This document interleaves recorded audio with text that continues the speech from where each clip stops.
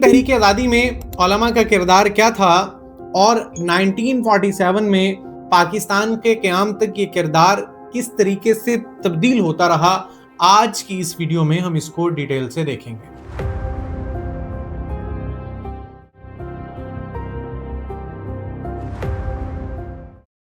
السلام علیکم ورحمۃ اللہ وبرکاتہ۔ امید ہے آپ بخیریت ہوں گے۔ آپ ذرا ایک منٹ کے لیے رکیے اور سوچئے کہ ایک ایسی سلطنت کے جس کے بارے میں کہا جاتا تھا کہ اس کا سورج کبھی غروب ہو ہی نہیں سکتا، اس کے مقابلے میں کھڑے ہونے والے لوگوں کے پاس نہ کوئی جدید ہتھیار تھے، نہ کوئی منظم قسم کی فوج اور نہ ہی کوئی بے پناہ وسائل ان کے پاس تھے، لیکن ان کے پاس ایک ایسی طاقت ضرور موجود تھی کہ جس سے برطانوی حکومت خوف محسوس کرتی تھی۔ یہ طاقت کیا تھی؟ دراصل یہ طاقت عوام کا اعتماد تھا، مذہبی اثر و رسوخ تھا، قلم کی طاقت تھی، تقریر تھی اور سب سے بڑھ کر کے وہ فتوے تھے جو لوگوں کو غلامی کے خلاف کھڑے ہونے کا حوصلہ دیا کرتے تھے۔ برصغیر کی تحریک آزادی صرف سیاسی جماعتوں، فوجی بغاوتوں اور بڑے بڑے رہنماؤں کی کہانی نہیں، دراصل یہ ان علماء کی بھی کہانی ہے جنہوں نے کبھی میدان جنگ میں مزاحمت کی تو کبھی جیل کی تاریخ کوٹھڑیوں میں تکلیفیں برداشت کی۔ اس کہانی کا اہم موڑ 1857 کی جنگ آزادی تھی۔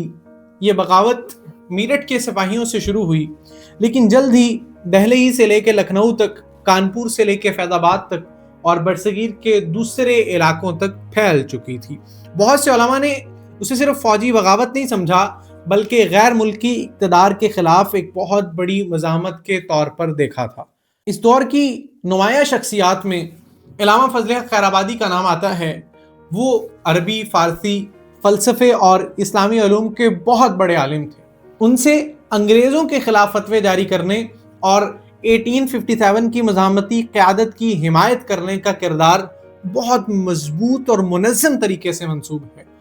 بغاوت کی ناکامی کے بعد انہیں گرفتار کیا گیا، عمر قید کی سزا دے کر ان کو جزائر انڈمان بھیج دیا گیا، جسے عام طور پر کالا پانی کہا جاتا تھا۔ وہاں قیدیوں کے ساتھ سخت مشقت، بیماری، ناقص خوراک اور انتہائی مشکل حالات کا ان کو بھی سامنا کرنا پڑا۔ علامہ فضل حق خیرآبادی نے قید کے دوران بھی لکھنے کا سلسلہ جاری رکھا۔ ان کی عربی تصانیف خصوصاً السورۃ الہندیہ اور الفتنۃ الہندیہ 1857 کے حالات اور انگریز حکومت کے مظالم کے بارے میں اہم تاریخی مواد فراہم کرتی ہیں۔ وہ بیسیکلی 1861 میں انڈمان میں ہی وفات پا گئے تھے۔ 1857 کی ایک اور اہم شخصیت مولوی احمد شاہ صاحب رحمۃ اللہ علیہ تھے۔ انہوں نے فیض آباد اور اود کے علاقوں میں برطانوی حکومت کے خلاف مسلح مزاحمت کی قیادت کی۔ فیض آباد کی ایک مقامی مسجد کو ان کی ملاقاتوں اور منصوبہ بندی کے مرکز کے طور پہ استعمال کیا جاتا تھا۔ انہوں نے لکھنؤ، شاہجہان اور اود کے دوسرے علاقوں میں برطانوی افواج کا مقابلہ کیا۔ سرکاری تاریخی ریکارڈ انہیں فیض آباد کی مزاحمت کے نمایاں ترین رہنماؤں میں شمار کرتا ہے۔ وہ جون 1858 تک برطانوی اقتدار کے خلاف لڑتے رہے اور 1857 کی جنگ ناکام جب ہو گئی تو دہلی پر دوبارہ انگریزوں کا قبضہ ہوا تھا اور بہادر شاہ ظفر کو گرفتار کر کے جمہوریہ رنگون بھیج دیا گیا، لیکن ان سارے سینیریو کے بعد بھی ان کی مزاحمت کا جذبہ کبھی ختم نہ ہو سکا۔ براہ راست جنگ اس ٹائم میں بہت مشکل تھی، اس لیے علماء کے ایک حصے نے ایک نئے رستے کو اختیار کیا۔ مدارس، مساجد، تعلیمی ادارے، اخبارات، عوامی خطبات اور شاگردوں کے وسیع نیٹ ورک کو سیاسی بیداری کے ذریعے کے طور پہ استعمال کیا گیا۔ پہلی جنگ عظیم کے دوران یہ مزاحمت ایک مرتبہ پھر خفیہ اور بین الاقوامی صورت اختیار کر گئی۔ اس کوشش کو تاریخ میں تحریک ریشمی رومال یا پھر سلک لیٹر موومنٹ کہا جاتا ہے۔ اس تحریک سے وابستہ نمایاں شخصیات میں مولانا محمود الحسن، مولانا عبید اللہ سندھی اور مولانا حسین احمد مدنی رحمۃ اللہ علیہ شامل تھے۔ منصوبہ یہ تھا کہ افغانستان سلطنت عثمانیہ اور برطانیہ کی مخالف دوسری طاقتوں سے مدد حاصل کر کے ہندوستان میں انگریزوں کے خلاف ایک منظم تحریک شروع کی جائے۔ مولانا عبید اللہ سندھی افغانستان پہنچے جبکہ مولانا محمود الحسن حجاز میں موجود تھے۔ خفیہ پیغامات ریشم کے کپڑے پر لکھے جاتے، لیکن برطانوی خفیہ اداروں نے ان میں سے کچھ خطوط پکڑ لیے۔ اس تحریک حجاز میں انڈین آفس ریکارڈز کے اور برٹش لائبریری کے کچھ مقامات پر آج بھی ہندوستانی کارکنوں کی ملک بدری اور انہیں مالٹا میں قید کیے جانے کے متعلق اصلی سرکاری خط و کتابت آج بھی محفوظ ہے۔ یہ ریکارڈ اس بات کو ثابت کرتا ہے کہ انگریز حکومت اس نیٹ ورک کو ایک سنجیدہ سیاسی خطرہ سمجھتی رہی۔ تحریک ریشمی رومال اپنے فوری مقصد میں کامیاب نہ ہو سکی، لیکن اس نے یہ ظاہر ضرور کر دیا کہ علماء کی مداحمت اب صرف کسی ایک شہر یا صوبے تک محدود نہیں، اس کی منصوبہ بندی ہندوستان سے لے کے افغانستان تک اور حجاز سے لے کے سلطنت عثمانیہ تک پھیل چکی تھی۔ 20ویں صدی کی دوسری دہائی میں تحریک آزادی کا انداز ایک مرتبہ پھر تبدیل ہوا۔ اب مسلح مزاحمت کے ساتھ ساتھ جلسوں، ہڑتالوں، اخبارات، عدم تعاون اور عوامی سیاسی تحریکوں کا دور شروع ہوا۔ بہت سے علماء نے تحریک بغاوت اور گاندھی کی عدم تعاون تحریک میں حصہ لیا۔ اس دور میں مولانا ابوالکلام آزاد نے قلم کو مزاحمت کا ہتھیار بنایا۔ انہوں نے 1912 میں اخبار الہلال جاری کیا۔ اس اخبار میں برطانوی استعمار پر تنقید، آزادی کی حمایت اور ہندو مسلم اتحاد کی بات کی جاتی تھی۔ اخبار کی مقبولیت روز بروز بڑھتی چلی گئی، جس کے بعد برطانوی حکومت نے اس پر پابندی لگا دی۔ مولانا آزاد نے اس کے بعد البلاغ جاری کیا، لیکن اسے بھی بند کر دیا گیا۔ انہیں کلکتہ سے نکال کر رانچی میں نظر بند کر دیا گیا۔ بعد میں وہ تحریک خلافت، عدم تعاون اور سول نافرمانی اور کانگریس کی سیاست میں نمایاں کردار ادا کرتے رہے۔ لیکن یہاں تک ایک تاریخی حقیقت سمجھنا بہت ضروری ہے۔ علماء کوئی ایسی جماعت نہیں تھے اور نہ ہی تمام علماء ہندوستان کے مستقبل کے بارے میں ایک ہی رائے رکھتے تھے۔ انگریزی اقتدار کا خاتمہ تو چاہتے تھے، لیکن آزادی کے بعد قائم ہونے والے سیاسی نظام پر ان کے درمیان شدید قسم کا اختلاف ضرور موجود تھا۔ مولانا ابوالکلام، مولانا حسین احمد مدنی اور جمعیت علماء ہند کے رہنما متحدہ پاکستان کے حامی تھے۔ ان کا موقف تھا کہ ہندو اور مسلمان دوسری قوموں میں ایک مشترکہ جغرافیائی وطن میں رہتے ہوئے ایک آزاد ریاست تشکیل دے سکتے ہیں۔ لیکن اس کے ساتھ ساتھ مولانا حسین احمد مدنی نے متحدہ قومیت کا نظریہ پیش کیا اور تقسیم ہند کی مخالفت کی۔